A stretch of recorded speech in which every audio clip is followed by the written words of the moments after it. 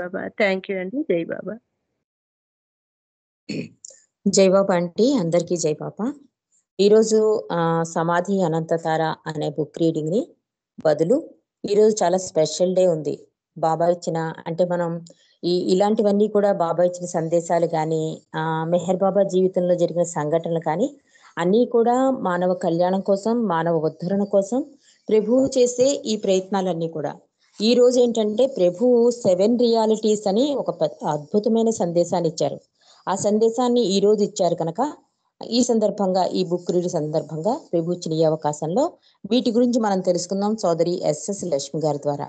ముందుగా అసలు ఈ సప్త వాస్తవాలు బాబా ఎప్పుడు ఇచ్చారు, అసలు దీని ఉద్దేశం ఏంటి, బాబా ఏమన్నారో తెలుసుకుని ఆ తర్వాత వివరణలోకి వెళ్దాం.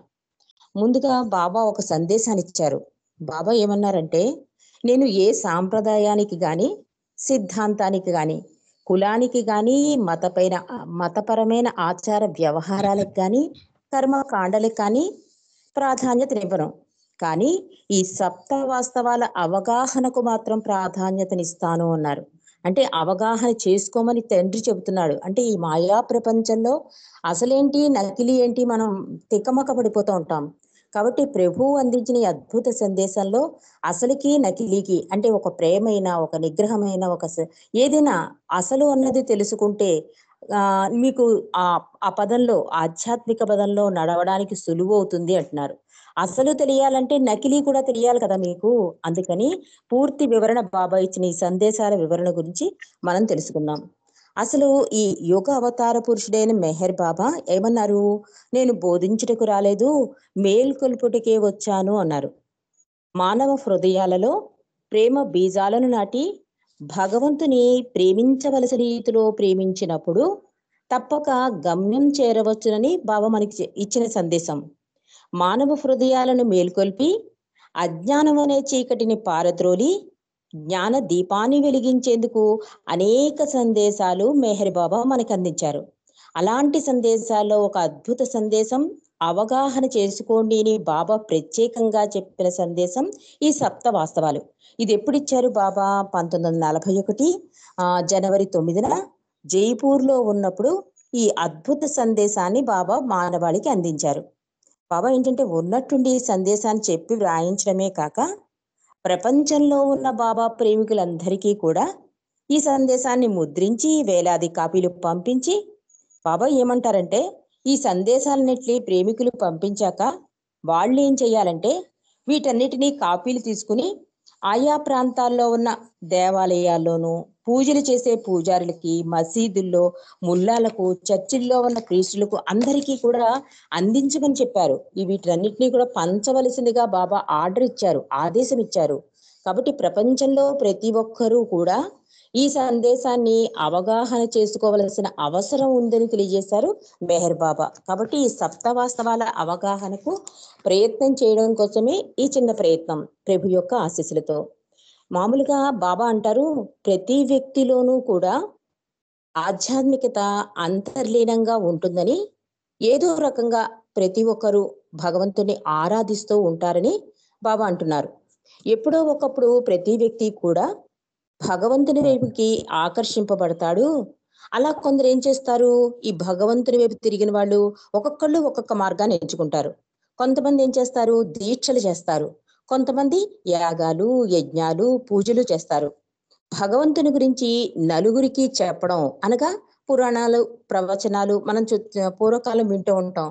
సాయంత్రం అయ్యేసరికి ఒక గుడి దగ్గరికి చేరి పెద్దవాళ్ళందరూ కలిసి ఒక భగవంతుని నామం చేయడమో, భగవంతుని గురించి స్మరణ చేసుకోవడమో చేసేవారు. మన చిన్నతనంలో వింటాం. అలాగే పురాణాలు, ప్రవచనాలు చెబుతూ ఉంటారు. అంటే ఒక్కొక్కళ్ళు ఒక్కొక్క మార్గాన్ని ఎంచుకుంటారు. ఇలా వివిధ మార్గాల్లో భగవంతుని చేరాలనుకుంటారు అంటూ బాబా అంటున్నారు, ప్రతి మనిషి కూడా జనన మరణ విషయ వలయంలో చిక్కుకుని జీవిస్తూ ఉంటాడు. మాయకు మమేకమైపోయి జన్మించడం, తిరిగి మరణించడం, సంస్కారాలు ఖర్చు పెట్టుకుంటూ అదే సమయంలో తిరిగి పోగు చేసుకుంటూ గడుపుతూ ఉంటాడు. ఏదో ఒక జన్మలో తాను ఎక్కడి నుండి వచ్చాడు, ఎక్కడికి వెడతాడు అనే ప్రశ్న ఉదయించి సన్మార్గాన్ని ఎంచుకోవాలనుకుంటాడు. ఎప్పటికైనా బాబా అదే అంటారు, ఏదైనా సరే అతి అయ్యేసరికి అది విసుగు చెందుతుంది. అలాగే జన్మలు ఎత్తేసరికి ఆత్మకి అవుతుంది విసుగు చెంది భగవంతుని దశ తిరగడానికి అవకాశం ఉంటుంట. అలా కొందరు భగవంతుని వైపుగా ప్రయాణిస్తున్నప్పుడు వాళ్ళకి సత్యమేదో అసత్యమేదో తెలియక తికమక పడుతూ ఉంటారు. కాబట్టి మానవుడు అన్నీ వింటాడు, అన్నీ చూస్తాడు. కానీ అతడు మనసులో అనేక సందేహాలు వెంటాడుతూ ఉంటాయి. ఎంత భగవన్ నామస్మరణలో చేస్తున్నా, ఎంత భగవంతుని గురించి వింటున్నా ఈ అనుమానం అన్నది, సందేహం అన్నది పోదు మానవుడిలో అని చెప్తున్నారు బాబా. అందువల్ల అందరూ తెలుసుకోవలసి ఉన్న ఈ సత్య విషయాలను గురించి ఈ సందేశంలో నేను పేర్కొన్నాను. ముఖ్యంగా దేవాలయాల్లో పూజలు చేసే పూజారులు, ఈ బోధలు చేసే సాధకులు వీళ్ళు ఉంటారు కదా, వీళ్ళందరికీ కూడా తప్పక తెలుసుకోవాలి అని చెప్పారు బాబా. వీళ్ళందరికీ తెలియవలసిన విషయం అని చెప్తున్నారు. అసలేంటి, నకిలీ ఏంటి. సాధారణంగా మనం ఏంటంటే సెంటర్లో కూడా చూస్తామండి, బాబా ఫోటో పైన ఈ 7 స్టెప్స్ ఉంటాయి. మనం ఏం చూస్తామంటే పైనుంచి చూస్తాం. అంటే పైన సమర్పణ, నిగ్రహం, జ్ఞానం, అక్కడి నుంచి సాధకుడు ప్రయాణం అనుకుంటాం. కానీ బాబా కింద నుంచి చెప్తున్నారు ఎగ్జిస్టెన్స్ అంటే అస్తిత్వము, ప్రేమ, త్యాగము, పరిత్యాగము, జ్ఞానము, నిగ్రహము, ఆఖరి చేసుకోవలసింది సమర్పణ అన్నమాట. అందుకని అది ముందు పైన పెట్టారు బాబా. కాబట్టి అడుగు నుంచి సాధకుడు ప్రయాణం చెయ్యాలి, అడుగు నుంచి అసలు తెలుసుకోవాలి అని చెప్పి బాబా ఈ క్రమంలో చెప్పారు. కానీ మనకి ఏమైనా వస్తుందంటే ఫస్ట్ సమర్పణ కింద కనిపిస్తుంది. కానీ తీసుకోవలసింది అస్తిత్వం నుంచి స్టార్ట్ చేయాలి. ఇక ఈ అసలు నకిలీ గురించి తెలియజేయడం కోసమే బాబా చేసే ప్రయత్నం ఎలాంటిదంటే చిన్న ఎగ్జాంపుల్ ఇచ్చారు ఇక్కడ. ఎలా అంటే ఇప్పుడు అసలు నోటు, నకిలీ నోటు తెలియాలి అంటే ముందు నకిలీ గురించి తెలియాలి కదా అంటారు బాబా. అంటే నకిలీ గురించి తెలిస్తేనే కదా అసలు తెలిసేది. ఇక్కడ ఏమని రాస్తున్నారంటే యథార్థ అవగాహన రావాలంటే యథార్థం కానిదేమిటో సాధారణంగా తెలుసుకుంటే బాగుంటుంది అంటున్నారు. అంటే ఉదాహరణకి ఏంటి, ఒక బాక్స్ లో ఒక 20 రూపాయల నోట్లు ఉన్నాయి అనుకోండి, ఒక 100 ఉంటాయి. అందులో ఒక్క నోటే నిజందయి ఉంటుంది, మిగిలినవన్నీ దొంగ నోట్లు. ఈ దొంగ నోట్ల గురించి తెలియాలంటే ఆ ప్రత్యేక లక్షణాలు తెలుసుకోవాలి కదా అంటున్నారు. ఆ నకిలీ నోట్ల కంటే అది ఏ విధంగా భిన్నంగా ఉంటుంది అన్నది మీరు తెలుసుకోవాలి. దానిని ఎలా కనిపెట్టాలి మొదలగు వివరాలు తెలిస్తే కదా మీకు అసలైన నోటు గుర్తించగలిగే సామర్థ్యాన్ని సంపాదించగలుగుతారు అంటున్నారు బాబా. అంటే నకిలీ దాని లక్షణాలు తెలిస్తే అసలు తెలిసిపోతుంది అనమాట. కాబట్టి అదే విధంగా మీకు ఇక్కడ నేను ఏమిస్తున్నానంటే ఈ అస్తిత్వం గాని, ప్రేమ గాని, త్యాగం గాని, పరిత్యాగం గాని, జ్ఞానం గాని, నిగ్రహం గాని, అర్పణ గాని ఇవి మాయా ప్రపంచంలో కూడా కనిపిస్తాయి. కానీ వాటి యథార్థ రూపం ఏమిటో తెలుసుకోవడానికి మీకు నేను ఇస్తున్న ఈ వివరణ. అంటే ముందు బాబా ఏమిస్తున్నారు, అస్తిత్వం. అస్తిత్వంలో ఏంటి, అసలు అస్తిత్వం అంటే ప్రాపంచికంలో అస్తిత్వం ఏంటి, యథార్థం అంటే ఆధ్యాత్మికంగా అస్తిత్వం ఏంటి, ప్రతిదానికి బాబా అలా వివరణ ఇచ్చారండి. మనం ఈ వివరణను సోదరు లక్ష్మి గారి ద్వారా విందాం. జై బాబా. లక్ష్మి గారు. జై బాబా. లక్ష్మి గారు ఉన్నారా? జై బాబా. జై బాబా అండి. లక్ష్మి గారు, ఇప్పుడు బాబా ఇచ్చిన ఈ సప్త వాస్తవాల్లో మొదటిది అస్తిత్వం, ఎగ్జిస్టెన్స్. అంటే మనం చేసే ప్రయాణం అడుగు నుంచి కనుక ఎగ్జిస్టెన్స్ నుంచి బాబా ఏం చెప్పారు అన్నది మనకి తెలియజేయండి. ముందుగా ఈ ఎగ్జిస్టెన్స్ గురించి చెప్పండి, బాబా ఏమన్నారు. ఇక్కడ మనం ఒక్క విషయం చెప్పుకోవాలి. ఈ ప్రయాణం అడుగు నుంచి అని పై నుంచి అనేది కాదు, దేనికదే ప్రత్యేకం అన్నమాట. అందువలన ఇప్పుడు ఇందాక సిల్వర్ కుక్కర్ ఉండండి, ఇంకో టేస్ట్ కుక్కర్ ఉంది, సిల్వర్ కుక్కర్ లోని నీళ్లు ఉన్నాయి, కొబ్బరి నీళ్లు ఉన్నాయి. ఇంకో కుక్కర్ లో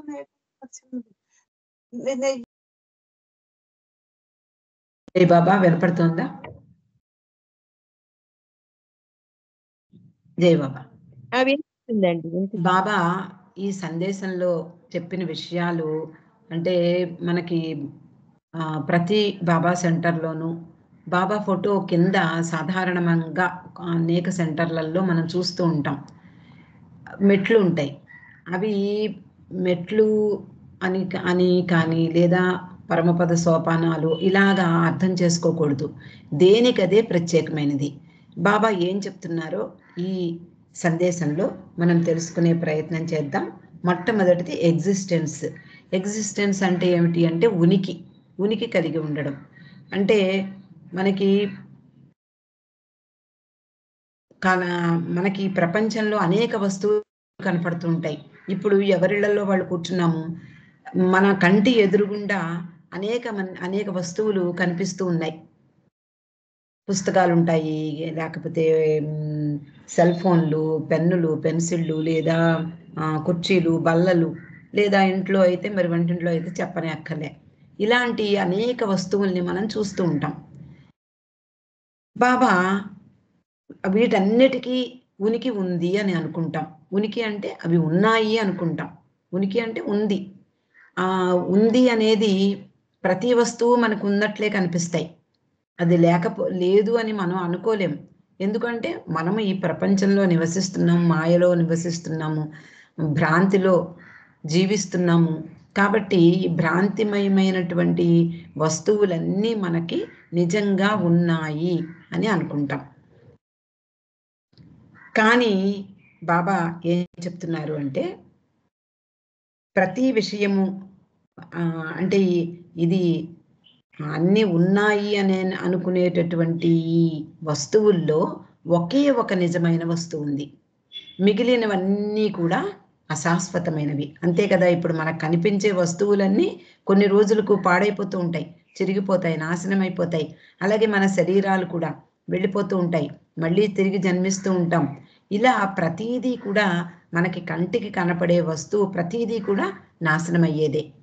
నిజమైన అస్తిత్వం లేనిది అని అనుకోవాలి. నిజమైన అస్తిత్వం ఏమిటి అంటే భగవంతుడు మాత్రమే. భగవంతుడు ఒక్కడే నిజమైనటువంటి అస్తిత్వం గలవాడు. కాబట్టి భగవంతుడు ఒక్కడే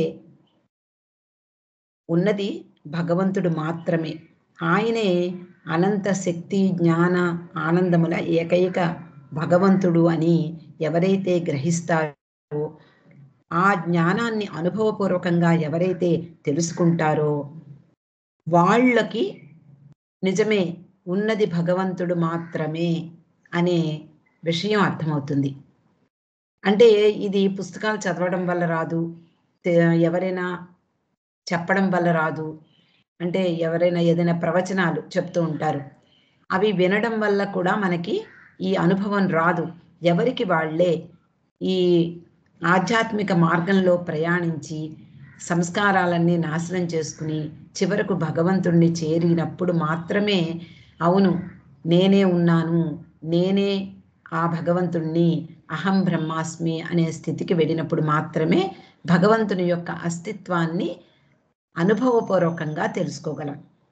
అయితే మరి మనలాంటి వాళ్ళకి బాబా ఇచ్చినటువంటి ఈ సందేశంలో భగవంతుడు ఉన్నది భగవంతుడు మాత్రమే అని బాబా ఖచ్చితంగా చెప్తున్నారు. ఎందుకు అంటే మనకి విషయం అర్థమవుతోంది. ప్రతి ఉన్న వస్తువులన్నీ కూడా నాశనం అయ్యేవే. ఈరోజు మనకి కనిపించే వాళ్ళు రేపు కొంతమంది వెళ్ళిపోతూ ఉంటారు. అలాగే వస్తువులన్నీ కూడా మనకి కనిపించేటటువంటి వస్తువులన్నీ కూడా ఎప్పుడో అప్పుడు నాశనం అయిపోయేవి. కొన్నిటికి కొన్ని సంవత్సరాలు పడుతుంది, కొన్నిటికి కొన్ని దశాబ్దాలు పడుతుంది, కొన్ని శతాబ్దాలు పడతాయి, కొన్ని యుగాలు పడుతూ ఉంటాయి. కానీ ప్రతిదీ నాశనం అయ్యేది. కాబట్టి బాబా ఏం చెప్తున్నారు అంటే భగవంతుడు ఉన్నది భగవంతుడు మాత్రమే అనేటటువంటి ఆ జ్ఞానాన్ని అనుభవపూర్వకంగా తెలుసుకోవాలి. అయితే ఇక్కడ ఒక కథను చెప్పుకోవచ్చు. ఈ అనుభవం గురించిన కథ ఏమిటంటే, ఒక గురువు దగ్గర శిష్యులు కొంతమంది ఉంటారు. అందులో ఒక శిష్యుణ్ణి పిలిచి, గురువు బాబు నీకు అన్ని విషయాలు నేను చెప్పేశాను, శాస్త్రాలు అన్నీ నీకు వివరించాను, నీకు అన్నీ తెలిసాయి, కానీ ఉన్నది భగవంతుడు మాత్రమే అనేది అనుభవపూర్వకంగా తెలుసుకోవాల్సి ఉంది.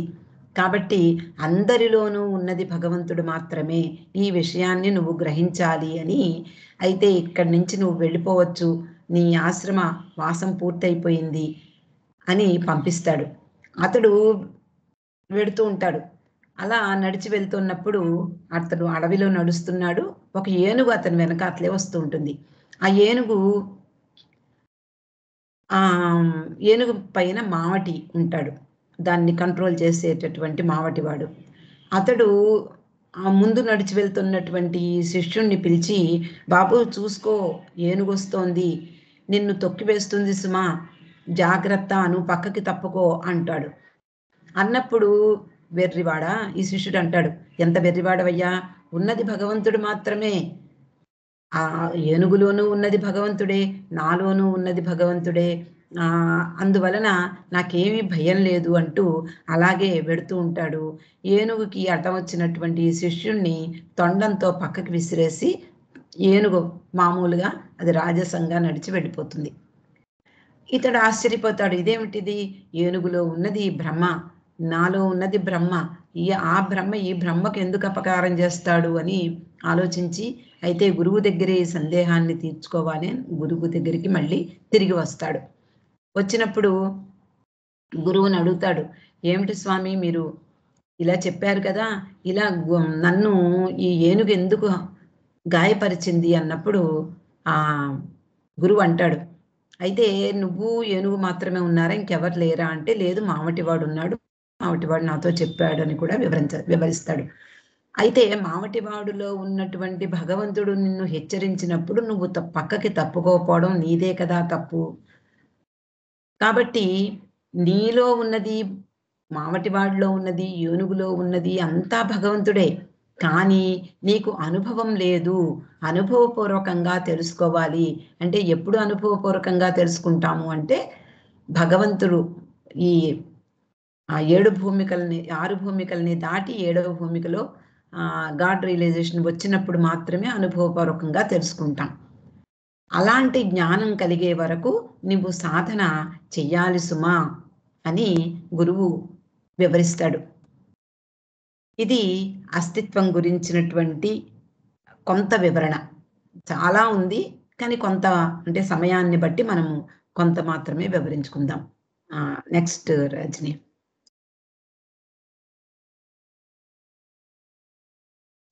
జై బాబా రజని.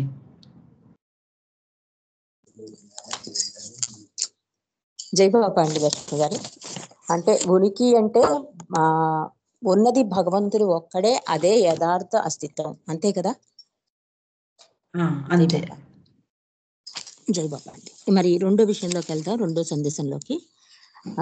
యథార్థ త్యాగం అంటే త్యాగం గురించి బాబా ఏం చెప్పారు? నెక్స్ట్ రెండు ఏముంది లక్ష్మి గారు ఇక్కడ? నెక్స్ట్ లవ్, ప్రేమ. ప్రేమ పుస్తకంలో వేరే. ఓకే, నెక్స్ట్ ప్రేమ గురించి బాబా ఏం చెప్పారు సందేశం, దాని గురించి వివరణ ఇవ్వండి. జై బాబా లక్ష్మి గారు. బాబా మనకి అనేక ప్రేమలు తెలుసు, అబ్బో మనకి తెలియని ప్రేమలు ఏం లేవు. ప్రపంచంలో అనేక ప్రేమల్ని చూస్తూ ఉంటాం, అనుభవిస్తూ ఉంటాము. మన కుటుంబంలో సభ్యులందరినీ ప్రేమిస్తాం, పక్కవాళ్ళని ప్రేమిస్తాం, స్నేహితుల్ని ప్రేమిస్తాం, అందరినీ ప్రేమిస్తాం, మన పిల్లల్ని ప్రేమిస్తాం. అనేక ప్రేమలు మనకు తెలుసు. అందులో అంటే ఈ ప్రేమలు అన్నింటినీ ఒక గంపలో పెడితే అందులో ఒకటి నిజమైనటువంటి ప్రేమ ఉంది. అది ఏమిటి అంటే భగవంతుణ్ణి ప్రేమించడం మాత్రమే నిజమైనటువంటి ప్రేమ. ఇవన్నీ భౌతికమైనటువంటి ప్రేమలు. ఒకళ్ళ పట్ల ఒకళ్ళు మమకారంతోటో, వాళ్ళ మీద ఉండేటటువంటి హక్కుతోటో, లేదా వాళ్ళ మీద అనురాగంతోటో, పిల్లల్ని కానీ, మన కుటుంబంలో వాళ్ళందరినీ కానీ, మనకి కావలసిన వాళ్ళని మనం ప్రేమిస్తూ ఉంటాం. అది ఏదో ఒక కారణం, ఏదో ఒక స్వార్థ చింతన, అతి కొద్దిగానైనా నాకేమీ లేదు, స్వార్థం లేదు, నేను అందరినీ ప్రేమిస్తాను అనుకున్నప్పటికీ కూడా ఎక్కడో ఒక చిన్నది ఉంటుంది. కాబట్టి ఈ లౌకికమైనటువంటిది, ఈ ప్రాపంచికమైనటువంటి ప్రేమలు అన్నీ కూడా నిజమైనటువంటివి కావు. సాక్షాత్తు పరమేశ్వరుడు ఒక్కడే, ఉన్నది ఆయన మాత్రమే అని గ్రహించి ఆయనను ప్రేమించడం అంటే సృష్టి అంతా కూడా పరమాత్మ స్వరూపంగా భావించి ఆ భగవంతుణ్ణి, అంటే అందరిలో ఉన్నటువంటి ఆ భగవంతుణ్ణి ప్రేమించడం. అంటే చీమలో కూడా పరబ్రహ్మ ఉన్నాడు. అలాగే ప్రతి జీవిలోనూ ఆ పరబ్రహ్మను చూడగలిగితే మాత్రం ఇంకా మనం ఆ స్థితికి వెళ్ళినట్టే. కానీ ఈ అందరిలోనూ ఉన్నది భగవంతుడు మాత్రమే అని తెలుసుకుని నిజానికి ఉన్నది భగవంతుని ఉనికి మాత్రమే నిజము అని తెలుసుకుని ఆయనను హృదయపూర్వకంగా ప్రేమించడమే నిజమైనటువంటి ప్రేమ అని బాబా చెప్పారు. అది ఎలా ఉండాలట? ఎడారిలో ఎండలో ఒక వ్యక్తి ప్రయాణిస్తున్నాడు, ఎడారిలో ఉన్నాడు, మిట్ట మధ్యాహ్నం. ఏమాత్రము అతనికి పూర్తిగా అతడు దాహం వేస్తూ ఉంటుంది, పూర్తిగా అతడు ఎండలో మలమలా మాడిపోతూ ఉంటాడు. ఈ దాహం వేసినప్పుడు అతనికి కొన్ని రత్నాల రాసులు ఇస్తే అతనికి ఏమన్నా సాటిస్ఫాక్షన్ ఉంటుందా? కేవలము మంచినీరు, ఒక్క 4 చుక్కలు మంచినీటి కోసం తపిస్తూ ఉంటాడు. అలా భగవంతుడి కొరకు తపించగలిగే ప్రేమికుడిలోని ప్రేమ మాత్రమే యథార్థము అని బాబా చెప్పారు. అయితే బాబా చెప్పినటువంటి ఒక కథ ఉందట. ఇది నాకు తెలియదు, ఇప్పుడే ఈరోజే ఒక పుస్తకంలో చూశాను. అదేమిటంటే, రామావతారంలో ఒక యోగి భగవంతుడిని గురించి తపస్సు చేశాడు. అంటే 100 సంవత్సరాలు తపస్సు చేశాడట. అదే కాలంలో భగవంతుణ్ణి సదా ప్రేమిస్తూ ఉండేటటువంటి ఒక సాధారణమైనటువంటి వ్యక్తి కూడా ఉన్నాడు. అతడు తపస్సులు చేయలేదు, తర్వాత ఉపవాసాలు ఉండలేదు, అలాగే ఎటువంటి సాధనలు చెయ్యలేదు, కేవలము భగవంతుణ్ణి మాత్రమే ప్రేమిస్తూ ఉంటాడు. ఆ యోగికి రాముడు కనిపించాడు. కనిపించినప్పుడు ఆ రాముడిలో ఉండేటటువంటి ఆ భగవతత్వాన్ని తెలుసుకున్నాడు, మరి ఏమో నాకు తెలియదు. కానీ రాముణ్ణి ఆ యోగి అడుగుతాడు, నేను 100 సంవత్సరాల నుండి భగవంతుని కోసం తపస్సు చేస్తున్నాను, నీ నిరాకారమైనటువంటి ఆ పరబ్రహ్మ స్థితిని నేను ఎప్పుడు చూడగలను అని ప్రశ్నిస్తాడు. అప్పుడు రాముడు 50 సంవత్సరాలు ఇంకా పడుతుంది అని సమాధానమిస్తాడు. ఆ యోగి నిరాశపడిపోతాడు.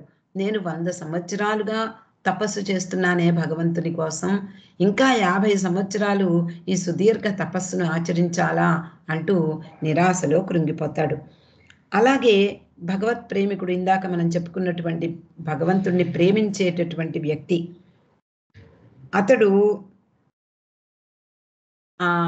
కూడా అడుగుతాడు, రామా, నేనేమి చేయటం లేదు, నేనే తపస్సులు ఆచరించలేదు, కానీ నీ నిజస్వరూపాన్ని నాకు తెలుసుకోవాలనుంది, నాకు ఎప్పుడు దర్శనమిస్తావు ప్రభు అని అడిగినప్పుడు రాముడు అంటాడు, ఇంకో 50 జన్మలు అని అంటాడు. అప్పుడు ఆ ప్రేమికుడు, అంత త్వరగా నా ప్రభు ఆశ్చర్యపోతూ, ఇంత త్వరగా నాకు విముక్తి లభిస్తుందని, నీ నిజస్వరూపాన్ని దర్శించగలనని నేను అనుకోలేదు సుమా. ఎంతో తపనతో ఆ భగవంతుడి గురించి, భగవంతుడిని ప్రేమించేటటువంటి ఆ వ్యక్తి ఆశ్చర్యంగా ఆ క్షణంలోనే చనిపోతాడు. వెంటనే భగవంతుణ్ణి దర్శిస్తాడు. అంటే భక్తికి ప్రేమకు ఉన్న తేడా బాబా చెప్పారు. అయితే అంటే నిజమైనటువంటి, అంటే నిజమైన అస్తిత్వం కలిగింది భగవంతుడే అని తెలుసుకుని ఆయనను ప్రేమించడమే నిజమైనటువంటి ప్రేమగా బాబా ఈ సందేశంలో సూచించారు.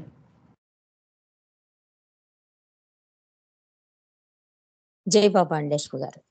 అంటే ప్రేమ అన్నది, ఆ రియల్ లవ్ అన్నది భగవంతుని ప్రేమించడమే. భగవంతుని మీద ప్రేమే యథార్థ ప్రేమ, ఇంకే ప్రేమ కూడా యథార్థముగా ఉండదని బాబా తెలియజేశారు. జై బాబా అండి. నెక్స్ట్ సాక్రిఫైస్, ఈ త్యాగం గురించి బాబా ఏమన్నారో తెలియజేయండి. ఇక్కడ త్యాగము అంటే సాక్రిఫైస్. మనము ఎన్నో త్యాగాలు చేసేస్తూ ఉంటాం కదా, మనకి ఎన్నో రకాలుగా మనం కొన్నిటిని అంటే వదులుకోవడం. త్యాగం అంటే ఏమిటి అంటే వదులుకోవడం అంటే మనకి తెలిసిన వాళ్ళకి, మన ప్రియమైన వాళ్ళకి, మనం ప్రేమించే వాళ్ళ కోసం ఎన్నో త్యాగాలు చేస్తూ ఉంటాం. ఇప్పుడు తల్లి తన బిడ్డ కోసం సర్వస్వము త్యాగం చేస్తుంది. అలాగే ప్రతి విషయంలోనూ త్యాగాలు అనేవి మనకు తెలుసు. అంటే ఈ లౌకికమైనటువంటి త్యాగాలు మాత్రమే తెలుసు. ఈ భౌతికమైనటువంటి ప్రపంచంలో అనేక సార్లు అనేక మంది దానాలు చేస్తూ ఉంటారు, ధర్మాలు చేస్తూ ఉంటారు. అలాగే ఆ త్యాగము అంటే దానికి నిజమైనటువంటి వివరణ, అంటే నిజమైన త్యాగం ఏమిటి అనేది బాబా చెప్తున్నారు. అది ఏమిటి అంటే తన అంటే భగవంతుని కోసం త్యజించడం. ఏమిటి త్యజించాలి భగవంతుని కోసం? తనకున్నటువంటి సమస్తము భగవంతుని కోసం త్యజించాలి. ఒక స్వామీజీ గురించి ఇక్కడ చెప్పుకోవాలి. ఒక ప్రమాదంలో ఒక తోటి వ్యక్తి ఎవరో కాలు నుజ్జునుజ్జైపోతుంది. అక్కడ ఒక స్వామి ఉంటాడు ఎదురుగా. అతడు తన కాలుని తీసి ఆ వ్యక్తికి అమర్చండి అని దానమిస్తాడు. అంటే మనకి బలి చక్రవర్తి, అలాగే దిదీచి మహాముని, వీళ్ళ గురించి మనం పురాణాల్లో చదువుకుంటూ ఉంటాం. వాళ్ళు చేసినటువంటి గొప్ప గొప్ప దానాలు, కర్ణుడి గురించి, అలాగే ధర్మరాజు గురించి, ఇలా ఎన్నో త్యాగాలు చేస్తూ ఉంటారు. ఎవరు ఏ త్యాగం చేసినా వాళ్ళు కీర్తి ప్రతిష్టల కోసం, ఇప్పుడు బలి చక్రవర్తి చూసుకుందాం. శ్రీమన్నారాయణుడు ఎదురే వచ్చి నాకు 3 అడుగులు కావాలి అని అడిగినప్పుడు అతడు ఇచ్చేస్తాడు. ఎందుకు అంటే తెలుసు తను నాశనమైపోతాడని తెలిసిన కీర్తి, తన కీర్తి ఎప్పటికీ ఉండిపోతుంది ఆచంద్ర తారార్కం అనే ఉద్దేశంతో అతడు ఆ దానాన్ని సమర్పిస్తాడు. అలాగా మనకి ఎన్నో ఈ పురాణాల్లో కానీ, మనకి ప్రపంచంలో కానీ, మనకి ఎన్నో సంస్థలు ఉంటాయి. వాళ్ళు ఎన్నో దానాలు చేస్తున్నా ఉంటారు. ఇలా ఓల్డ్ ఏజ్ హోమ్లు ఉంటాయి, అలాగే ఆర్ఫనేజెస్ ఉంటాయి. వీళ్ళందరూ కూడా వాళ్ళ కోసం ఏదో తప్పిస్తున్నాము, ఏదో చేస్తున్నాము అంటే నిజమైనటువంటి త్యాగం భగవంతుడి కోసం చేసే త్యాగమే నిజమైన త్యాగము అని బాబా చెప్పారు. అంటే మనకున్నటువంటి భౌతికమైనటువంటి విషయాలు, అంటే ఇప్పుడు చూడండి, మనం ప్రతిరోజు బాబాని స్మరించుకుంటూ బాబా నీకే సమర్పణ చేస్తున్నాము అంటాం. అది భగవంతుని కోసం చేసేటటువంటి త్యాగమే నిజమైన త్యాగంగా బాబా చెప్పారు. అయితే ఇక్కడ ఒక చిన్న కథ కూడా చెప్పుకుందాం, టైం ఉంది అనుకుంటున్నాను నేను. ధర్మరాజు కథ విన్నాం కదా. అది అతడు అనేక దాన ధర్మాలు చేసి చాలా విశ్వవిఖ్యాతి పొందుతాడు. మహర్షులకు, మునులకు, తాపసులకు, ప్రజలకు ఎన్నో త్యాగాలు చేస్తాడు. అందరూ కూడా ఆయన త్యాగాలకు వేణువుళ్ళ పొగుడుతూ ఉంటారు. అంతలో అక్కడ అంటే ఆ సమయంలో అతడు అశ్వమేధ యాగం పూర్తి చేస్తాడు. అందరికీ దానాలు ఇచ్చాడు. అందరూ కూడా అతన్ని పొగుడుతూ ఉంటారు. ఆ సమయంలో ఒక ముంగిస ఆ యజ్ఞకుండం దగ్గర పొర్లడానికి వస్తుంది. అది పొర్లుతూ ఉంటుంది. దాన్ని చూస్తే అందరికీ ఆశ్చర్యం కలుగుతుంది. ఎందుకు అంటే దాని శరీరం సగం భాగం బంగారుమయంగా కనిపిస్తుంది, మిగిలిన సగం మామూలుగానే ఉంటుంది. అది అలా పొర్లుతూ ఉంటే వీళ్ళందరూ ఆశ్చర్యపోతూ చూస్తూ ఉంటే ఆ ముంగీస్ అంటుంది, నేను ఇక్కడ ధర్మరాజు ఎంతో త్యాగ నిరతి కలవాడు అని నేను విన్నాను. మీరందరూ కూడా ఇప్పుడే చెప్తున్నారు. ఎంతటి త్యాగం ఉంటుంది ఆయనలో, ఆయన చేసినటువంటి త్యాగం ఎంత ఫలాపేక్ష లేకుండా ఉందో తెలుసుకుందామని నేను ఇక్కడ పొర్లుతున్నాను. నా సగం శరీరము అయినా సరే నా సగం శరీరము అలాగే ఉండిపోయింది, స్వర్ణమయంగా మారలేదు అని అంతకు ముందు కథ చెప్తుందాము ముంగీస్ వాళ్ళందరికీ కూడా. ఏమని అంటే, నేను ఒక బ్రాహ్మణుడి గురించి చెప్తాను. ఆ బ్రాహ్మణుడు కట్టిక బీదవాడు, ఏదో భిక్షమెత్తి తన కుటుంబాన్ని పోషించుకుంటున్నాడు. ఒకానొక సమయంలో అక్కడంతా కరువు వస్తుంది, ఎవరు ఏమీ ఇవ్వటం లేదు. అతడు చాలా చిక్కిపోయి నీరసించిపోయి ఇంకా చనిపోయే స్థితికి వచ్చినప్పుడు ఒక వ్యక్తి అతనికి ఏదో ఒక తినేందుకు కొంత ఆహారం ఇస్తాడు. ఆహారం ఏదో పిండి రూపంలో ఇస్తాడు. ఆ పిండిని 4 భాగాలుగా చేసి భార్యకి ఒక భాగం, కొడుక్కి ఒక భాగం, కోడలికి ఒక భాగం తను తిందామని కూర్చున్నంతలో ఒక అతిథి వస్తాడు. అసలే కరువు ప్రాంతం, ఎవ్వరు ఏమీ ఇచ్చే పరిస్థితి లేదు. కాబట్టి అతడు అయ్యో అతిథి వచ్చాడు, అతడు ఆకలితో ఉన్నాడు అనుకుని తనకున్నటువంటి భాగాన్ని ఇస్తాడు. అతడు తిని ఇంకా ఆకలిగా ఉందన్నప్పుడు భార్య పోర్షన్ ఇస్తుంది, తర్వాత కొడుకు పోర్షన్ ఇస్తాడు, ఆ తర్వాత కోడలు. అలా నలుగురు కూడా చనిపోవడం జరుగుతుంది రాత్రి, అంటే ఆహారం లేక. ఈ అతడు దానం ఇచ్చేటటువంటి సమయంలో ఆ పిండి కొంత కింద పడినందువలన ఈ ముంగీస అందులో పొరలాడుతుంది. అప్పుడు స్వర్ణమయంగా అయిపోతుంది సగం శరీరం దాంది. అది చూసి నిజానికి ఇది నిజమైన త్యాగం అంటే ఒక కీర్తి ప్రతిష్టల కోసం చెయ్యలేదు. ఒక వ్యక్తి ఆకలితో అలమటిస్తూ ఉంటే తనకున్న దాన్ని సమర్పించిన ఆ సమర్పణ బుద్ధి, ఆ త్యాగ నిరతి ఎంత గొప్పదో ఆ ముంగీస వాళ్ళందరికీ వివరిస్తుంది. నెక్స్ట్ జయబాబా.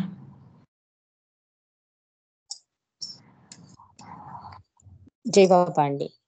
అంటే సమస్తము ఆఖరికి జీవితాన్ని కూడా ఏ ప్రతిఫలాపేక్ష లేకుండా త్యాగం చేయడం అంటే మనకి వెంటనే మండలి వాళ్ళే గుర్తుకొస్తారు. ఇక్కడ మన మండలి త్యాగాన్ని కూడా తీసుకోవచ్చు కదా.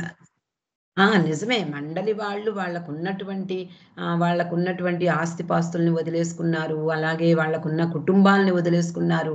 భావుకల్చూరి భార్య పిల్లల్ని ఎక్కడో ఉంటే అతడు మాత్రమే బాబా దగ్గరికి ఉండేవాడు. బాబా చెప్పందే వాళ్ళకి ఉత్తరాలు కూడా వ్రాస్తూ ఉండేవాడు కాదు. వాళ్ళు ఎలా ఉన్నారో కూడా తెలుసుకోవాలనే ఆలోచన కూడా అతనిలో ఉండేది కాదు. అలాగే ప్రతి ఒక్కరూ ఎరుచు కానివ్వండి, మణి, మెహరా ఇంకా చెప్పక్కర్లేదు, ఆవిడ ప్రేమకు ప్రతిరూపం. మిగిలిన వాళ్ళందరూ కూడా త్యాగ నిరతిలో వాళ్ళకి మనం వాళ్ళనే ఉదాహరణగా తీసుకోవచ్చు. జయ బాబా అండి. యథార్థ త్యాగము అంటే సమస్తము ప్రభువుకు అర్పించడం. జై మెహర్ బాబా అండి. ఇప్పుడు పరిత్యాగం గురించి బాబా ఏమన్నారు దాన్ని కూడా వివరిస్తారా? ఇక్కడ పరిత్యాగం అంటే సన్యాసము అని చెప్పుకోవచ్చు. అంటే సన్యాసం అంటే మనకి సన్యాసము అని అంతే కదా, రినౌన్సియేషన్, పరిత్యాగం అనొచ్చు, సన్యాసము అనొచ్చు. అన్నిటినీ వదిలిపెట్టేసేయడం, అంతే కదా. పరిత్యాగం అంటే సన్యసించడం, అంటే ఒక సుఖాన్ని విడిచిపెట్టడం. కొంతమంది దీక్షలు చేపట్టినప్పుడు వాళ్ళకి అలవాటైన సుఖాలను వదిలేసుకుంటారు. అది టెంపరీగానే. అంటే 40 రోజులు దీక్ష అనుకోండి, 40 రోజులు వాళ్ళు కింద పడుకుంటారు. అలా అంటే వాళ్ళకి నచ్చిన ఆహార పదార్థాలు తినకుండా అలా కొన్నిటిని త్యాగం చేస్తారనమాట. తర్వాత అందరికీ తెలుసు, సన్యాసం అంటే బాగా తెలుసు. మన భారతదేశంలో అనేక మంది సన్యాసులు ఉన్నారు. ప్రపంచం నుండి దూరంగా వెళ్ళిపోయి సన్యాస జీవితం గడుపుతూ ఉంటారు చాలామంది. కొంతమంది ఏం చేస్తారు, వాళ్ళ జీవితాలతో విసిగిపోయి కుటుంబ బాధ్యతలను భరించలేక వాటి నుండి తప్పించుకునేందుకు సన్యాసం స్వీకరిస్తూ ఉంటారు.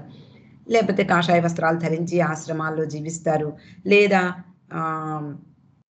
కొంతమంది నిజంగానే ఈ ప్రపంచం పట్ల విరక్తితో కొండల్లో కోనల్లో తపస్సు ఆచరిస్తూ పూర్తిగా సన్యాసాన్ని పుచ్చుకుంటారు.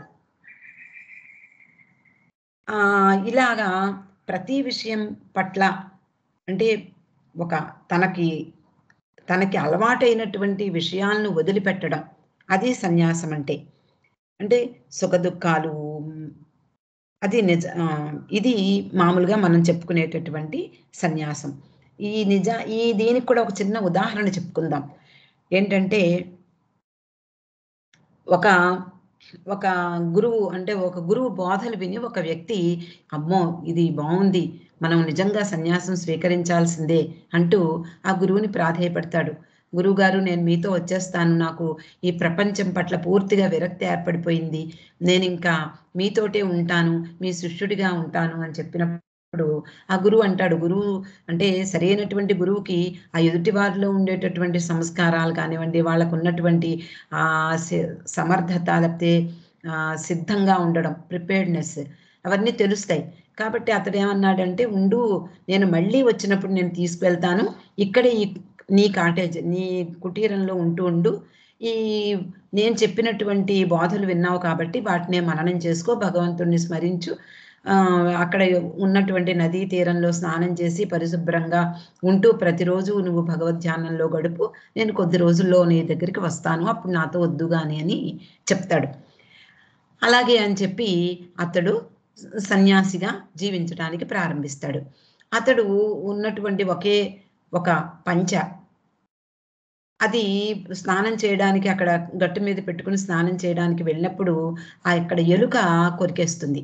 కొరికేసినప్పుడు ఇదేమిటి ఏదో కష్టపడతాడు. మర్నాడు కూడా అదే ఎలుక మళ్ళీ ఇంకో కాస్త భాగాన్ని కొరికివేస్తుంది. ఇప్పుడు అతడిలో ఒక పెద్ద సమస్య ఏర్పడింది. ఈ ఎలకని ఎలా నివారించుకోవాలి అని, ఏం చెయ్యాలి అంటే, సరే ఎలక్కి శత్రువు పిల్లి కాబట్టి పిల్లిని పెంచుకుందాము. ఈ కథ మీ అందరికీ తెలిసినదే, గుర్తు చేసుకోవడమే. ఆ పిల్లిని పెంచుకుందాం అన్నప్పుడు పిల్లికి పాలు కావాలి. ఎవరిస్తారు? ఇతడు అసలే భిక్షాటన చేసి జీవిస్తున్నాడు. పిల్లికి పాలు కావాలంటే ఎవరు ఇవ్వరు కాబట్టి ఇంకా ఆవుని పెంచుకుంటే బెటర్ అనుకుంటాడు. ఆవుని పెంచుకుంటాడు. ఆవు కోసం దానికి మేత వేయకపోతే అదేం పాలిస్తుంది కాబట్టి కాస్త పక్కన ఉన్నటువంటి పొలాన్ని సాగు చేయడం ప్రారంభిస్తాడు. ఈ సాగు చేయడము, దాంట్లో వచ్చిన ధాన్యాన్ని మళ్ళీ దాన్ని నిల్వ చేసుకోవడము, ఇవన్నీ కొంచెం పెద్ద ప్రాసెస్ అయిపోతుంది. కాబట్టి కొంతమంది పని వాళ్ళని ఏర్పాటు చేసుకుంటాడు. ఆ ధాన్యాన్ని నిల్వ చేసుకునేందుకు ఒక పెద్ద ఇల్లు కట్టుకుంటాడు. ఇలా పెద్ద ప్రపంచం ఏర్పడిపోతుంది అతనికి. సరే, కొన్నాళ్ళ తర్వాత గురువు మళ్ళీ వస్తాడు. తన పాత శిష్యుణ్ణి తీసుకువెళ్దామనే ఉద్దేశంతో ఎలా ఉన్నాడో చూడడానికి వచ్చినప్పుడు ఆ శిష్యుడు ఎక్కడా కనపడ్డు. అతని కుటీరం కూడా కనపడదు. అక్కడ దాని స్థానంలో ఒక పెద్ద బంగ్లా కనిపిస్తుంది. అప్పుడు ఏమిటో ఆశ్చర్యంగా ఇటు అటు చూస్తుంటే ఈ శిష్యుడు గుర్తుపట్టి, స్వామి మీరు వచ్చారా? మీకోసం నేను ఎదురు చూసి ఇలా తయారయ్యాను, నా పరిస్థితులు ఇలా మారిపోయాయి అని చెప్పి అతడు తన గోడంతా కూడా వివరించుకుంటాడు. అప్పుడు గురువు నవ్వి, సరే నీ జీవితాన్ని నువ్వు ఇలా సాగించు అని చెప్పి వెళ్ళిపోతాడనమాట. మరి నిజమైన సన్యాసం ఇలా ఉండదు కదా. మరి నిజమైన సన్యాసం అంటే ఏమిటో బాబా ఏం చెప్తున్నారు అంటే, ఎటువంటి కర్మ అంటే ప్రపంచంలోనే ఉంటూ ప్రపంచానికి చెందకుండా ఉండడం. అంటే సుఖ దుఃఖాలు మనకి ఎదురయ్యేటటువంటి సుఖము దుఃఖము ఒకేలాగా తీసుకోవాలి. అలాగే మనల్ని ఎవరైనా అవమానించినా, ఎవరైనా గౌరవించినా వాటిని కూడా సమానంగా తీసుకోవాలి. అలా కర్మలన్నిటినీ కూడా ఫలాపేక్ష లేకుండా, ప్రతిఫలాపేక్ష లేకుండా నిష్కామ కర్మలను ఆచరిస్తూ, రాగద్వేషాలు లేకుండా, అంటే ఒకళ్ళ పట్ల అనురాగం కానీ, ఒకళ్ళ పట్ల ద్వేషం కానీ ఏమీ లేవు. అంటే ఇదంతా కూడా స్థితప్రజ్ఞుని లక్షణం అంటాడు భగవద్గీతలో. అతడే నిజమైన సన్యాసి అని భగవద్గీతలో కృష్ణుడు కూడా చెప్తాడు. ఇక్కడ ఇరుచి చెప్పినటువంటి నిజమైనటువంటి సన్యాస జీవితం ఎలా ఉంటుందో ఎరుచి చెప్పిన కథ ద్వారా తెలుసుకోవచ్చు. అది జనక మహారాజ్ కథ. ఇది కూడా మీ అందరికీ తెలిసే ఉంటుంది. ఆ రాజు జనక మహారాజు గురించి మనకు తెలుసు కదా. కానీ బాబా సద్గురువు అని చెప్పారు. ఆ సద్గురువు అయినటువంటి ఆ జనక మహారాజు ఎంతో వైభోగంగా ప్రపంచాన్ని, అదే ప్రజల్ని పరిపాలిస్తూ ఉంటాడు. తన రాజ్యాన్ని పరిపాలిస్తూ ఉంటాడు. ఆ సమయంలో అతడు సద్గురువు అని తెలిసి ఒక వ్యక్తి అతని దగ్గర శిష్యరికం చేయడానికి వస్తాడు. వచ్చినప్పుడు ఈ జనకుని యొక్క కొలువులో అతనికి ఉన్నటువంటి వైభవము, అతనికి ఉన్నటువంటి సంపదలు, ఈ రాజుగా అతడు అనుభవించేటటువంటి ఆ భోగ భాగ్యాలు, ఇవన్నీ కూడా చూసి అతడు ఆశ్చర్యపోయి, ఇతడా నాకు గురువు అని ఒక సందేహం అతనిలో కలుగుతుంది. అప్పుడు సద్గురువు అయినటువంటి జనక మహారాజు గుర్తించి అతడి యొక్క సందేహ నివృత్తి చేయడం కోసము నేను నీకు ఒక చిన్న పని చెప్తాను, చెయ్యి అని చెప్పి ఒక పాలతో నిండినటువంటి పాత్రను అతనికిచ్చి, నీ తల మీద దీన్ని పెట్టుకుని ఈ ఊరంతా తిరిగేసి మళ్ళీ నా కొలువుకు రాని యొక్క సంశయం నివృత్తి అవుతుంది అని చెప్పి, ఎప్పుడైతే ఒక చుక్క కూడా పాలు కింద పడ్డాయో అప్పుడే నీ తల నరికివేయబడుతుంది. కాబట్టి నీ వెనకాతలే నా సైన్యం కూడా వస్తుంది. ఎప్పుడైనా ఒక చుక్క నేల మీద పడింది అంటే నీ శిరశ్ఛేదనం జరుగుతుంది. అలా నువ్వు జాగ్రత్తగా తీసుకుని వచ్చినట్లయితే నీ సందేహం తీరుతుంది అని చెప్పినప్పుడు అతడు అలాగే అని చెప్పి జనక మహారాజు ఇచ్చినటువంటి ఆ షరతుకు ఒప్పుకుని అతడు తన తల మీద పాలతో నిండినటువంటి గిన్నె పెట్టుకుని తిరుగుతూ ఉంటాడు. ఊరంతా తిరిగి వస్తాడు. వచ్చినప్పుడు జనకుడు అడుగుతాడు, నువ్వేం చూసావు? దారిలో ఎన్నో ఉన్నాయి, ఎన్నో విషయాలు నువ్వు చూసే ఉంటావు, అవి ఏమిటో చెప్పు అన్నప్పుడు అతడు ఇదేమిటి మహారాజా, నేనేం చూస్తాను, నా దృష్టి అంతా కూడా ఈ పాల మీదే ఉంది, పాల గిన్నెలోంచి ఎక్కడ ఒలుకుతుందో, ఎక్కడ నా శిరస్సు ఖండింపబడుతుందో అనే భయపడుతూ ఎప్పుడు దృష్టి అంతా దాని మీదే పెట్టుకుని ఊరంతా తిరిగి వచ్చాను, కానీ నాకు అసలు ఏమీ కనపడలేదు. ఈ ఊర్లో ఏ ఒక్క విషయము నన్ను ఆకట్టుకోలేదు, ఏది నాకు కనిపించలేదు అని అడిగినప్పుడు అది ఆ పాయింట్కి రా అని చెప్పి జనకుడు, అలాగే నేను ఇన్ని భోగభాగ్యాల మధ్య ఉంటూ కూడా నిస్సంగంగా ఎటువంటి వాటి పట్ల అనురక్తి ఆసక్తి లేకుండా నేను జీవిస్తున్నాను, ఇది నీ సందేహానికి నివృత్తి చేసే విషయము అని చెప్పి చెప్తాడు జనక మహారాజు. మరైతే ఇది నిజమైనటువంటి సన్యాసం, అంటే నిస్సంగంగా ఉండడం, దేని పట్ల కూడా ఆసక్తి లేకుండా, అంటే అతడే నిత్య సన్యాసి అంటారు బాబా. అలా నిస్సంగంగా అన్ని కర్మలను అనాసక్తంగా బ్రహ్మార్పణ బుద్ధితో చేసేవారికి తామరాకు మీద నీటి బొట్టు ఎలాగైతే ఏమీ తాకకుండా ఉంటుందో అలాగా అతనికి కర్మఫలాలు అంటకుండా ఉంటాయి, ఎటువంటి సంస్కారాలకు తావులేదు అని మనకి ఎరిచి చెప్పిన కథ ద్వారా తెలుస్తుంది. తర్వాతది జై బాబా అండి. అంటే బాబా కూడా చెప్తారు కదా, ప్రాపంచిక బాధ్యతలు నిర్వహిస్తూనే వాటి మధ్యన జీవిస్తూ కూడా సన్యసించవచ్చు. అంటే అది కూడా అదే ప్రపంచంలో నివసిస్తూనే భగవంతుడి పట్ల పూర్తిగా సన్యాస జీవితం గడపవచ్చు అని బాబా చెప్పారు. అంటే సన్యాసి అంటే బాహ్య సన్యాసానికి బాబా ఇంపార్టెన్స్ ఇవ్వలేదు. నువ్వు ఎలాంటి దుస్తులు ధరించావు, ఎలాంటి భోజనం చేస్తున్నావు, ఎలాంటి ఆహారం తింటున్నావు, నాన్ వెజ్జా వెజ్జా వేటికి సంబంధం లేదు. నీ ఆధ్యాత్మిక జీవితానికి దీనికి ఎటువంటి సంబంధం లేదు. ఏదైనా చెయ్యొచ్చు, కానీ నిరాసక్తంగా ఉండాలి, దేని మీద ఆసక్తి లేకుండా బ్రహ్మార్పణ బుద్ధితో సర్వము బ్రహ్మకు సమర్పించేటటువంటి ఆ బుద్ధితో చేసినటువంటి అతడు చేసినటువంటి ఆ జీవితం సన్యాస జీవితంగా మనం చెప్పుకోవచ్చు. జై బాబా అండి. ఇక ఐదోది నాలెడ్జ్, రియల్ నాలెడ్జ్, జ్ఞానం, యథార్థ జ్ఞానం. దీని గురించి బాబా ఏమన్నారో మాకు తెలియజేయండి. ఈ మనకి జ్ఞానము అనే దాని గురించి చెప్పాలి అంటే, నిజమైన జ్ఞానం ఏమిటి అంటే, మనకి ప్రపంచం దృష్టిలో అనేక మంది పండితులు ఉంటారు, శాస్త్రజ్ఞులు ఉన్నారు. వాళ్ళ ద్వారా మనము అనేక జ్ఞానం, అంటే ఈ లౌకికమైనటువంటి ప్రాపంచిక జ్ఞానాన్ని మనం సంపాదించుకుంటూ ఉంటాం. ప్రపంచం దృష్టిలో ఎంతో డిగ్రీలు సంపాదించి డాక్టరేట్లను సంపాదించిన వాళ్ళు ఎంతో మంది ఉన్నారు. వాళ్ళు నిజమైనటువంటి జ్ఞానం కలవాళ్ళుగా బాబా చెప్పలేదు. ఇది అంతా కూడా ఈ భ్రాంతి ప్రపంచానికి, భ్రాంతిమయ ప్రపంచానికి, ఈ జీవితానికి సంబంధించినటువంటి జ్ఞానం మాత్రమే. కానీ నిజమైనటువంటి జ్ఞానము ఏమిటి అంటే, చెడ్డవారిలోనూ మంచివారిలోనూ ఒకే రకంగా, అంటే భగవంతుడు నివసిస్తున్నాడనే జ్ఞానం కలిగి ఉండడమే నిజమైన జ్ఞానం అన్నారు. అంటే యోగిలోనూ ఒక భోగిలోనూ కూడా భగవంతుడే ఉన్నాడని తెలుసుకోవడం. అలాగే మంచి ప్రవర్తన కలిగిన సాధువులోనూ నేరస్తుల్లోనూ కూడా సమానంగా భగవంతుడు ఉన్నాడనే జ్ఞానం కలిగి ఉండడం. ఈ జ్ఞానం కలిగి ఉన్నట్లయితే ఈ పరిస్థితుల్ని అనుసరించి అందరినీ సమానంగా చూడగలుగుతాడు ఆ జ్ఞాని. అతడే బ్రహ్మజ్ఞాని.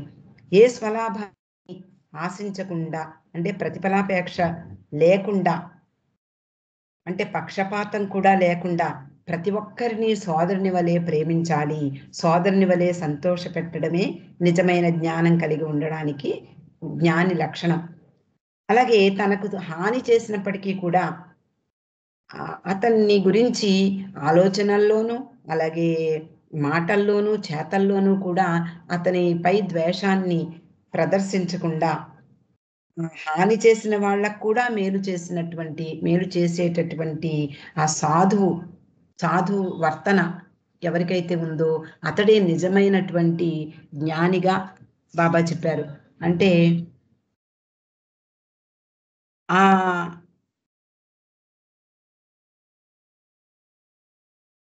అలా అంటే నిజమైనటువంటి జ్ఞాని ఉన్నాడు అంటే సర్వము భగవన్మయంగా కనిపిస్తుంది. ప్రతి ఒక్కరిలోనూ భగవంతుడిని చూడగలుగుతాడు. ప్రతి ఒక్కరిలోనూ భగవంతునికి ఏం కావాలో అది ఇవ్వగడానికి అవకాశం ఉంటుంది అతనికి. ఎందుకు అంటే ప్రతిదీ భగవన్మయంగా చూడగలుగుతాడు నిజమైనటువంటి జ్ఞాని. ఇక్కడ ఒక రిక్వెస్ట్ అండి విశ్వనాథం గారు, ఏదైనా పాయింట్స్ ఏదైనా ఉంటే మీరు కూడా యాడ్ చేస్తూ ఉండండి. జై బాబా. నెక్స్ట్ జై బాబా అండి. అంటే అందరిలో అంతటా ఉండేది పరమాత్మయే అనేది అలాంటి జ్ఞానం కలిగి ఉండడం. అందరిలో అంతటా పరమాత్ముడు ఉంటాడు అని ఉండడమే జ్ఞానం కదా. అంతే, అందరిలో అంటే మంచి వాళ్ళు వేరు చెడ్డవాళ్ళు వేరు అనే కాకుండా ఉన్నది భగవంతుడు ఒక్కడే, మనకి ఏం లేదు. అందరిలో అన్నింటిలో ఉన్నది, మంచి వాడిలోనూ చెడ్డవాడిలో, పుణ్యాత్ములో పాపాత్ములో ఉన్నది భగవంతుడు. భగవంతుడు అని నిర్ధారణ అయినప్పుడు ఉన్నది భగవంతుడే. ఆ యోగిలోను ఆ భోగిలోను పుణ్యాత్మలో పరమాత్మలో మీరు ఎవరు చెప్పండి అంతర్లీనంగా ఉన్నవాడు భగవంతుడే అనేది అందరికీ ఈ బాబా ఇచ్చిన వివరణ ద్వారా తెలుసుకుంటారు. లేకపోతే ఒక దుర్మార్గుడు ఉన్నటువంటి వీడింది మనుషుడు బాబు. మీ వాయిస్ బ్రేక్ అవుతోందండి. సరిగ్గా సిగ్నల్ రావట్లేదు. ఓకే ఓకే ఓకే డిస్టర్బెన్స్ ఉంది బాగా. ఓకే, నెక్స్ట్ సందేశంలోకి వెళ్ళిపోదామండి. ఇది 6వది కంట్రోల్. ఇది నిగ్రహం. కంట్రోలు రియల్ కంట్రోల్, నిగ్రహము యథార్థ నిగ్రహం గురించి బాబా ఏమన్నారు? నిగ్రహం అంటే మనకు అందరికీ తెలుసు కదా, ఏమిటి అంటే ఇంద్రియాలని నిగ్రహించుకోవడం. మనకి ఇంద్రియ నిగ్రహమే నిజమైనటువంటి నిగ్రహం. మనము అనుకుంటూ ఉంటాం ఏదైనా నాకు చాలా కంట్రోల్ ఉంది అని అనుకుంటూ ఉంటాం, కానీ అది నిజమైనటువంటి కంట్రోల్ కాదు. ఈ నిజమైన కంట్రోల్ ఏమిటి అంటే తుచ్చమైన కోరికలలో తగులుకోకుండా ఇంద్రియాలని నియంత్రించి ఉండడమే ఏకైక యథార్థ నిగ్రహము. అలా నిగ్రహాన్ని ఎవరైతే పొంది ఉంటారో వాళ్ళకి సంపూర్ణమైనటువంటి సత్శీలత అది అందిస్తుంది అంటారు. అంటే ఇక్కడ చూడండి, మనకి ఎన్నో అలవాట్లు ఉంటాయి, మనకి బలహీనతలు ఉంటాయి. కొంతమందికి సిగరెట్లు తాగడం అలవాటు ఉంటుంది, కొంతమందికి మందు తాగడం అలవాటు ఉంటుంది, కొంతమందికి నిజంగా కంట్రోల్ అంటే నిజంగా ఎవరికీ ఉండదు ఆ కంట్రోల్ అనేది.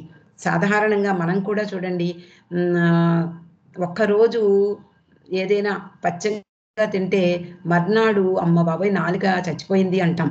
నాలిక జిహ్వ అంటే రుచి మరుగుతుంది.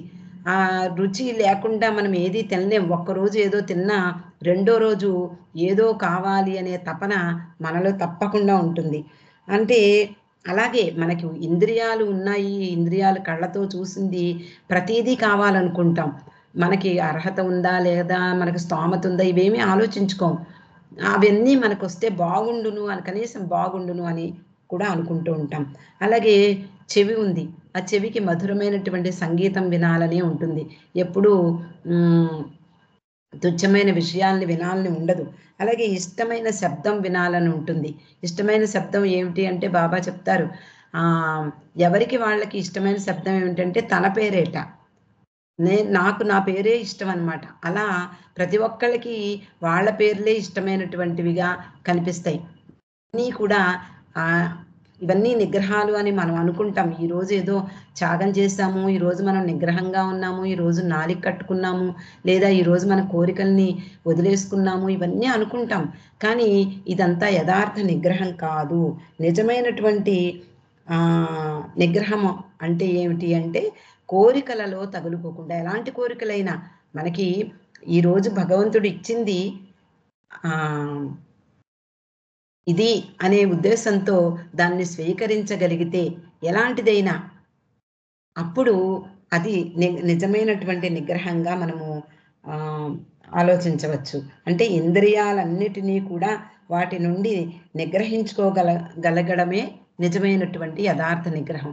అంటే ఇక్కడ మనకి తెలుసు. ఈ నిగ్రహం అంటే చూడండి, స్థితప్రజ్ఞత ఇందాక మనం చెప్పుకున్నాం. అంటే మానవమానాలను తర్వాత సుఖదుఖాలను అన్నిటినీ సమానంగా ఎవరైతే తీసుకుంటారో అతడు స్థితప్రజ్ఞుడు అంటాడు కృష్ణుడు భగవద్గీతలో. ఆ స్థితప్రజ్ఞత అలవడినప్పుడు ఆత్మ నిగ్రహాన్ని పొందగలడు, అతడు నిగ్రహించుకోగలడు. అంటే ఎలాగా అంటే ఇక్కడ మంచి ఎగ్జాంపుల్, అందరికీ తెలిసిన ఎగ్జాంపులే. తాబేలు ఏదైనా వ్యతిరేకమైనటువంటి వాతావరణంలో తన చేతులు, కాళ్ళు, తనలో ఇముడ్చుకుంటుంది. అలా ఇముడ్చుకున్నటువంటి తాబేల్లాగా స్థితప్రజ్ఞుడు తన ఇంద్రియాలను, వాంఛలను తనలోకి మళ్లించుకుంటాడట. ఆత్మ సంయమనం అంటారు. అలా ఆత్మ సంయమనం పొందగలిగిన వాడు నిజమైనటువంటి నిగ్రహం కలిగిన వాడు. అంటే తుచ్చమైనటువంటి కోరికల్లో తగలకుండా ఇంద్రియాల్ని నిగ్రహించుకుని ఉండడమే నిజమైనటువంటి యథార్థ నిగ్రహంగా బాబా చెప్పడం జరిగింది. జై బాబా అండి. మరి ఆఖరిది సమర్పణ, ఈ సరెండర్ గురించి, సరెండర్, రియల్ సరెండర్ గురించి బాబా ఏమన్నారో మాకు తెలియజేయండి లక్ష్మి గారు. జై బాబా. ఇక్కడ సరెండర్ అంటే మనము మామూలుగా మనకి తెలిసిన పదం, బాబా ప్రేమికులందరికీ తెలిసిన పదం శరణాగతి. అంటే నిజానికి ఆ సరెండర్ అనే మాటకు లొంగి ఉండడం, ఆధీనుడై ఉండడం, బద్ధుడై ఉండడం అనే మాట తెలుగులో అర్థం అన్నమాట. అంటే సంఘంలో మానవుడు సంఘజీవి. ఏదో సమయంలో ప్రతి వ్యక్తి ఎదుటి వారికి లొంగిపోవాల్సి వస్తూ ఉంటుంది. ఇప్పుడు మనము అన్నిటికీ అడ్జస్ట్ అవుతూ ఉంటాం, అనేక విషయాల్లో అడ్జస్ట్ అవుతూ ఉంటాం, లేకపోతే మనకి సుఖం ఉండదు. అలా ఏదో ఒక రకంగా, అంటే కొంతమంది డబ్బుకు లొంగిపోతారు, కొంతమంది కీర్తి ప్రతిష్టలకు లొంగిపోతారు, కొంతమంది తనకున్నటువంటి ఏదో కోరికకు లొంగిపోతూ ఉంటారు. అలా ప్రతి వ్యక్తి ఏదో రకంగా లొంగిపోవాల్సి ఉంటూ ఉంటుంది. కానీ ఆధ్యాత్మికంగా ప్రేమికుడు తన ఇష్టాలు, ఆలోచనలు, చేతలు పూర్తిగా భగవంతుని ఇచ్చకు వదిలి ఆ భగవంతునికి ఆధీనుడై ఉంటాడు. అంటే ప్రేమ స్వరూపుడైనటువంటి ఆ భగవంతుణ్ణి ప్రేమిస్తూ, అలాంటి నిష్కామ ప్రేమ అంటే అతడు మనకి ఆధ్యాత్మికంగా త్రోపునిస్తాడా, లేకపోతే ఆధ్యాత్మికంగా ముందుకు పురోగమింపజేస్తాడా, లేదా భగవదైక్యాన్ని ప్రసాదిస్తాడా, ఇలాంటి కోరికలు కూడా లేకుండా అదే నిష్కామ ప్రేమ అంటారు. అలాంటి నిష్కామ ప్రేమయే అర్పణ అంటారు బాబా. ఈ సమర్పణ హృదయపూర్వకంగా ఉండాలి. అది అంటే భగవంతుని పట్ల, అంటే భగవంతుడు ఒక్కడే ఉన్నాడు అంటే మొదటి నుంచి మళ్ళీ మనం ఎగ్జిస్టెన్స్ నుంచి వస్తే కనుక ఉన్నది భగవంతుడు మాత్రమే. అలాంటి భగవంతుడిని నిజంగా ప్రేమిస్తూ అలాంటి భగవంతుని కోసం తనకున్నదంతా కూడా త్యాగం చేస్తూ ఆయన కోసం సర్వము సమర్పించడానికి ఆ ప్రపంచంలో ఉంటూ దేనికి అంటకుండా ఉంటూ అందరిలోనూ భగవంతుడు ఒక్కడే ఉన్నాడనేటటువంటి జ్ఞానాన్ని సంపాదించి, అటువంటి జ్ఞాని ఇంద్రియాలన్నిటినీ కూడా నిగ్రహించుకుని చివరకు శరణాగతిలో భగవంతుడికి తన పూర్తి సర్వస్వము సమర్పణ చేయగలిగినటువంటి అర్హత సంపాదించినటువంటి వాడు అవుతాడు. అయితే ఈ లౌకికమైనటువంటి సర్వార్పణ కాదు, అర్పణ కాదు, ఆధీనత కాదు, అంటే ఒకళ్ళకి లొంగిపోవడం కాదు, భగవంతునికి అంటే సర్వము అందరిలోనూ ఉన్నటువంటి ఆ భగవంతుడు ఒక్కడే ఉన్నది ఆయన మాత్రమే అని తెలిసినటువంటి ఆ జ్ఞాని ఎవరైతే ఉన్నారో అతడు తన అంటే కోరికలను నిగ్రహించుకుంటూ సర్వము సమర్పించడానికి ఉద్యుక్తుడవుతాడు. అంటే ఈ భగవంతునికి సర్వము సమర్పించడమే నిజమైనటువంటి సర్వార్పణ. అంటే చూడండి, మొట్టమొదట మనకి గజేంద్ర మోక్షంలో గజేంద్రుడు మొదట అహంకారంతో విర్రవీగుతాడు. నాకు ఎవరు ఎదురు లేదు అని చెప్పి ఆ సరస్సులో ఉన్న నీటినంతా కూడా చెల్లాచెదురు చేస్తాడు. అక్కడ ఉన్నటువంటి మొసలు కాలు పట్టుకోగానే కొంతవరకు తను ప్రయత్నిస్తాడు. తన శక్తిని అంతటినీ కూడా ధారపోసి దాన్ని నిర్జించడానికి ప్రయత్నిస్తాడు. కానీ తన వల్ల కాలేదు. అయితే భగవంతుణ్ణి స్మరిస్తాడు. భగవంతుణ్ణి స్మరించడానికి తన బలం సరిపోదు అనే స్థితికి వచ్చినప్పుడు మాత్రమే భగవంతుడు గుర్తుకొస్తాడు. అలా భగవంతుణ్ణి అంటే సందేహంతో అతన్ని కీర్తిస్తాడు, అతన్ని పిలుస్తాడు. ఆ సందేహం చూడండి, కలడు కలండిన వాడు కలడో లేడు అన్న ఆ సందేహంతో అతన్ని శరణు వేడతాడు. ఆ చివరకు ఇంకా ఏమీ లాభం లేదు, భగవంతుడు ఒక్కడే తనను రక్షించాల్సిన వాడు, ఆయన ఒక్కడే అనే అర్థం అని తెలుసుకున్నటువంటి వాడై లావక్కింతయు లేదు అని, అంటే పూర్తిగా నా బలమంతా పోయింది ప్రభు, ధైర్యం లేదు, ప్రాణములు ఠావులు తప్పై వెళ్ళిపోతున్నాను, మూర్ఛ వస్తోంది, శ్రమ అంతా కూడా నాశనం అయిపోయింది, నీవే తప్ప ఈ తప్పరం వెరుగ, అంటే నువ్వు తప్ప ఇంకా వేరే గతి లేదు అనేటటువంటి ఆ శరణాగతి ఎక్కడైతే ఉంటుందో, అంటే హృదయపూర్వకంగా ఎప్పుడైతే ఆ గజరాజు అనుకోండి, ఎవరైనా కూడా అలాంటి స్థితిలో పూర్తిగా ఆధీనుడై భగవంతునికి సర్వము సమర్పించగలిగినటువంటి ఆ శరణాగతి పొందినటువంటి అతన్ని రక్షించడానికి ఆ విష్ణుమూర్తి కానీ ఎవరైనా సరే, ఆ భగవంతుడు అలవైకుంఠపురంలో ఎక్కడున్నా సరే తక్షణం ఆ భక్తుల్ని రక్షించడానికి వస్తాడు. అలా శరణాగతి అనేది ప్రతి మతంలోనూ కూడా చెప్పబడుతుంది. క్రైస్తవ మతంలో, ఇస్లాం మతంలో, అలాగే కృష్ణుడు చివరికి అంటాడనమాట. ఏమంటాడంటే, నాయందు నీ మనసు నిలిపి నన్ను ఆరాధిస్తూ నా భక్తుడు అయినప్పుడు మాత్రమే నువ్వు నన్ను పొందగలవు అంటాడు. అంటే అన్నిటినీ పరిత్యజించి నన్నే శరణు వేడు, సర్వధర్మాన్ పరిత్యజ్య మామేకం శరణం వ్రజ అంటూ సర్వధర్మాల్ని వదిలేసేయి, ఇంకా దేంతో పని లేదు, మతంతో పని లేదు, ధర్మంతో పని లేదు, దేనితోని పని లేదు, నన్నొక్కడినే శరణు వేడు, సకల పాపాల నుండి నిన్ను విముక్తుని చేస్తాను అని కృష్ణుడు కూడా భగవద్గీతలో చెప్తాడు. అయితే ఇక్కడ బాబా చెప్పినటువంటి యథార్థ అర్పణం, సరెండర్, రియల్ సరెండర్ అంటే ఎట్టి ప్రతికూల పరిస్థితి అంటే ఎలాంటి పరిస్థితులు ఎదురైనా కూడా అనేక విధాలుగా ఈతి బాధలు, అంటే మనకి ఎన్నో రకాలైనటువంటి బాధలు శారీరకంగా కానీ, మానసికంగా కానీ, భౌతికంగా కానీ, ఇలా ఎన్ని బాధల్లో ఉన్నప్పటికీ కూడా సమతుల్యతను కోల్పోకూడదు. బాబా చెప్పింది అదే, బ్యాలెన్సింగ్ ఆఫ్ మా హార్ట్ అండ్ మైండ్. ఆ సమతుల్యతను కోల్పోకుండా ప్రశాంత మనస్సుతో భగవంతుని ఇచ్ఛకు కట్టుబడి ఉన్నవాడు నిజమైనటువంటి సమర్పణ బుద్ధి గలవాడు, అదే యథార్థ సమర్పణ అని బాబా చెప్పడం జరిగింది. జై బాబా అండి, టైం అయిపోయింది కూడాను. జై బాబా. జై బాబా అండి. లక్ష్మి గారు చాలా చక్కగా బాబా ఇచ్చిన వివరణల్ని ఉదాహరణలతో మాకు వివరించారు.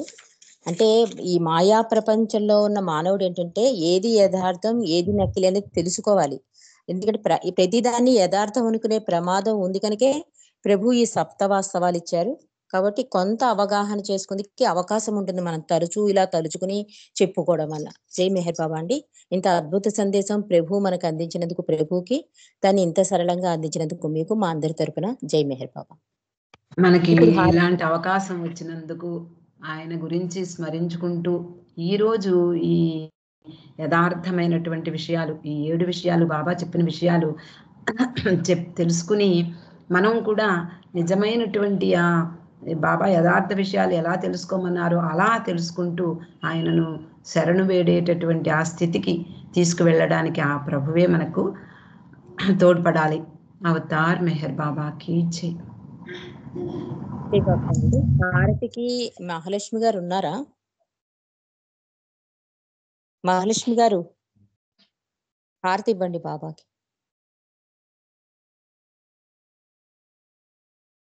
ఎవరు అన్మ్యూట్ అయితే వాళ్ళు హారతి ఇవ్వండి. జై బాబా.